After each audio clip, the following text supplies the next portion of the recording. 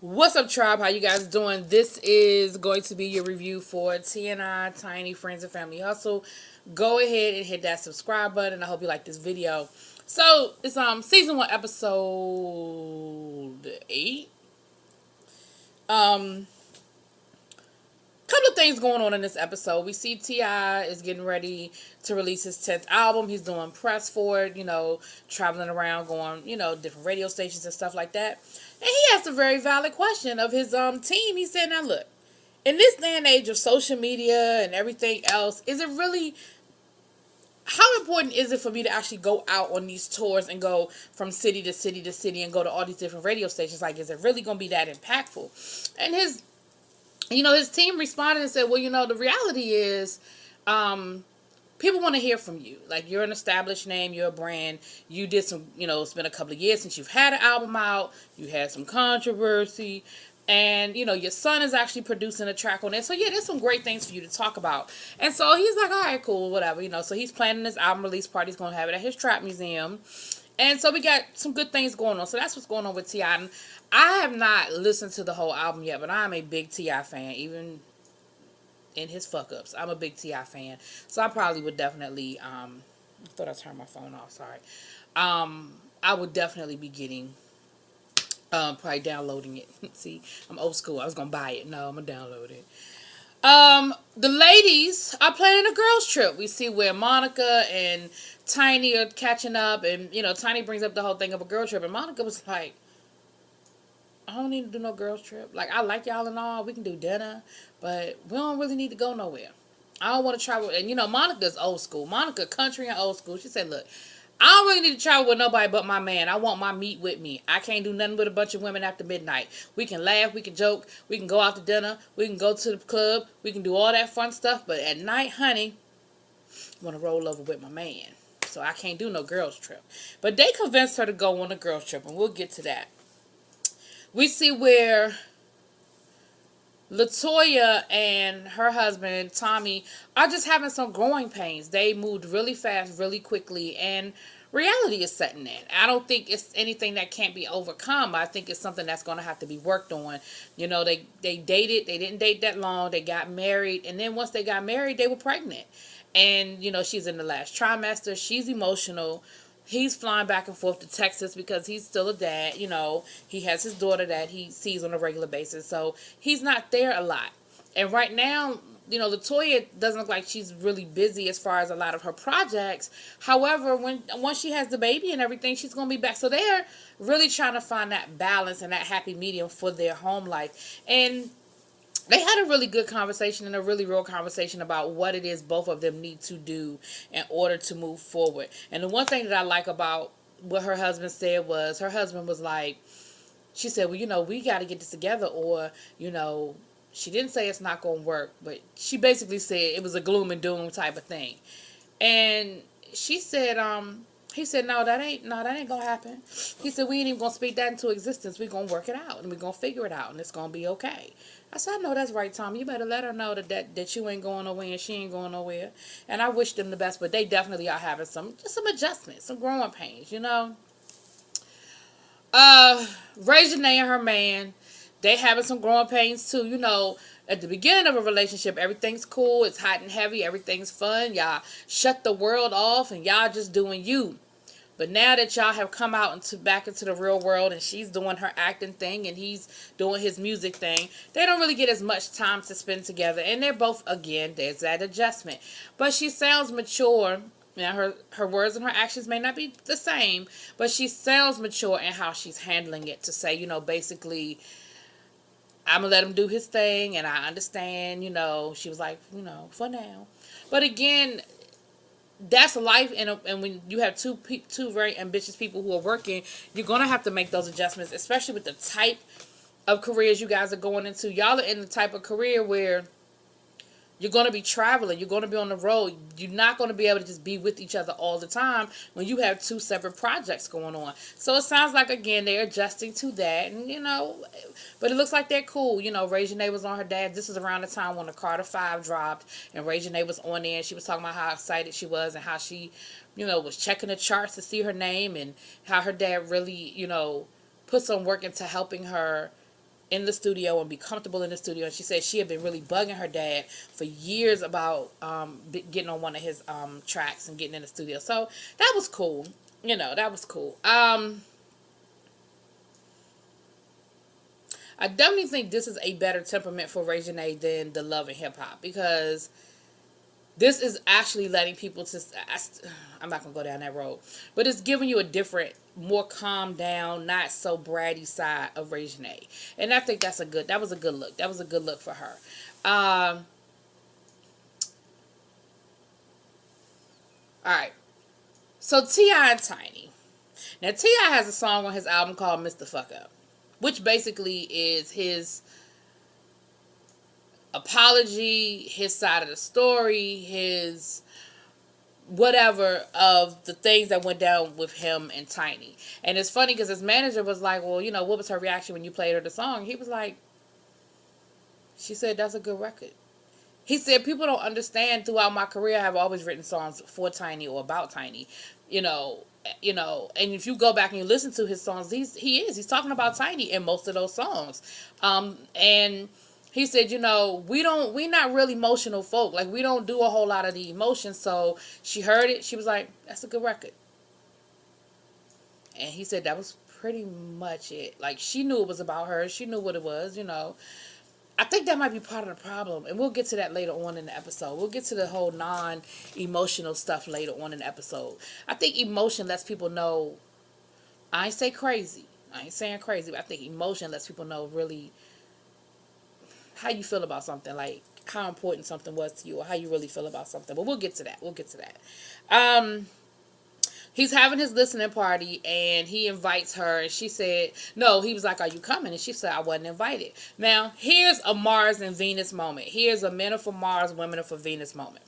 T.I. said, long before Family Hustle, long before babies, long before everything, I told you that wherever I am, you are always welcome to be. No matter what I'm doing or where I'm going, if I'm there, you have an invitation. I shouldn't have to invite you to my album release party. You supposed to know that you are welcome. He said that, I just don't understand why I got to keep inviting you for the rest of my life to everything. You know you're welcome. You know you're invited. From Tiny's point of view, Tiny's like, I know I can come. It's just nice to be invited. It's nice to hear you say it. It's nice to hear you say you want me there. Girl need to hear it from time to time. Especially in light of y'all's marital problems over the last, 2 or 3 years. Maybe she doesn't feel like she's necessarily welcome where you are at this point. Because, when you out there cheating, maybe she wasn't welcome to be around wherever you were, because you had other people around that she ain't need to be around to see things that was going on. So maybe she does feel like, we need to reintroduce where our rules now. What are our parameters? But I understand where he's coming from too. Like, look, you my woman, I love you, and wherever you want to go, you are welcome to be there. So, like, I get it. You know what I mean? I do understand that from that point of view. But I see where she's coming from. But that's just a men are for Mars, women are for Venus kind of situation, because men are like, look, I done said you could come. I done welcomed you. I done told you are welcome to come. Why do I have to keep telling you can come? But women are like, it's just nice to hear. And I'm the same way. We like to be wooed. No matter how old stuff get, no matter where we are relationship-wise, we like to be wooed. You know what I mean? So they're talking about so after they go through this whole big conversation about the album release, T.I. was like, well, would you like to come? Then Tiny gonna say, well, I don't know if I can, because I'm doing this girls trip. He was like, wait a minute, I done went through all that, and now you don't even know if you coming on the trip. I mean, you coming to the party? But she's coming. She's going to meet up with the girls later on. She said, look, I'm the one that instigated this whole girls trip, so I bet to go. So they decided to go down to a vineyard. They're going to spend the night at a cabin down at a vineyard, and they got the little Sprinter that's going to take them down there and everything. So the ladies, Toya, and Monica are on the bus to go down there. And, Monica ain't feeling it. Monica is like, look, I don't really know how I feel about this girls trip thing. She was like, look, I'm going to start off with y'all. But if basically, if y'all start getting on my nerves, I'm going home. She was like, what we going to do? We're just going to sit around and talk? and talk some more? She was like, I just don't. And it's funny because I never saw Monica as y'all know. I told y'all I'm a stan. I never saw Monica as that kind of person. Like, I always thought Monica was like, yeah, I'm down for hanging with my girls. Like, I never saw her as somebody who was like, why we here? Why we having a girls' day? Why we having a girls' night? I don't get it.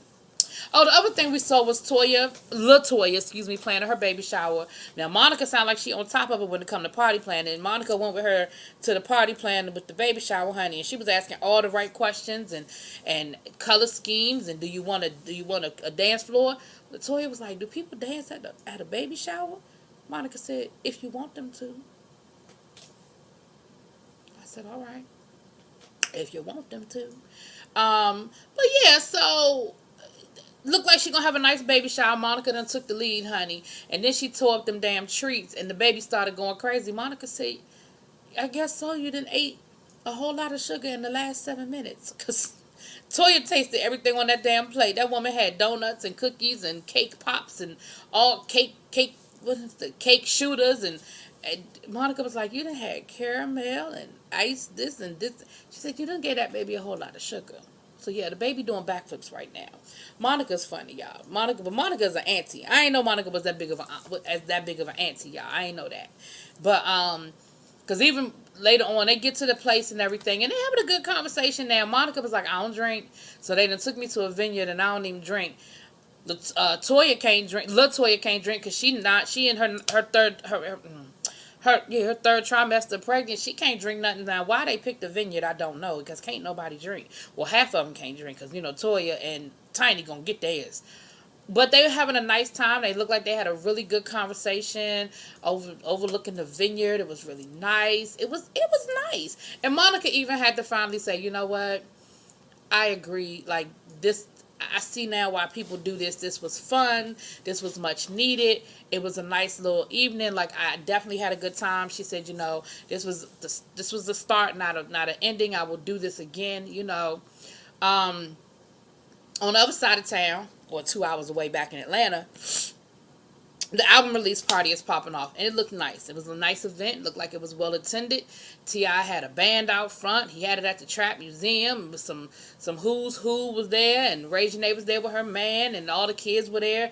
I love the fact that everything with T.I. is a family affair. All the kids were there. I mean, not the baby, but the older kids, and it was really nice. And he played each track and introduced each track, and a couple of them songs, I was like, that's why I know I'm gonna get it, because a couple of them tracks I was really feeling.